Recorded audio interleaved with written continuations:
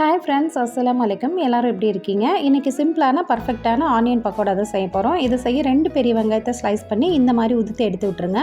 கூடவே 1/2 டீஸ்பூன் போல் சோம்பு, பொடியாக கட் பண்ண பச்சை மிளகாய், பொடியாக கட் பண்ண ஒரே ஒரு பல் பூண்டு, கொஞ்சமாக கருவேப்பிலை, காரத்துக்கு ஒரு 1/2 டீஸ்பூன் போல் மிளகாய்த்தூள், கொஞ்சம் போல் பெருங்காயத்தூள், ஒரு டேபிள் ஸ்பூன் போல் அரிசி மாவு, கூடவே 4 டேபிள் ஸ்பூன் போல் கடலை மாவு சேர்த்துட்டு தேவையான அளவு உப்பு, ஃப்ரெஷ்ஷான மல்லி இலை, கூடவே 1 டேபிள் ஸ்பூன் போல் ஆயில் சேர்த்துட்டு நல்லா கை வச்சு இந்த மாதிரி உதுத்து விட்டுருங்க. லைட்டாக மட்டும் நீங்கள் கொஞ்சமாக தண்ணி தெளித்து இந்த மாதிரி கன்சிஸ்டன்சியில் நீங்கள் ரெடி பண்ணிக்கோங்க.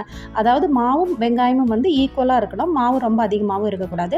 ஆயிலை நல்லா ஹீட் பண்ணிவிட்டு இந்த மாதிரி கை வச்சு நல்லா உதுத்தி விட்டுருங்க. 2-3 நிமிஷத்துலேயே உங்களுக்கு நல்லா கிறிஸ்பியாக, நல்ல ஃப்ளேவராக, உங்களுக்கு நல்ல பர்ஃபெக்டான ஆனியன் பக்கோடா ரெடி ஆகிடும்.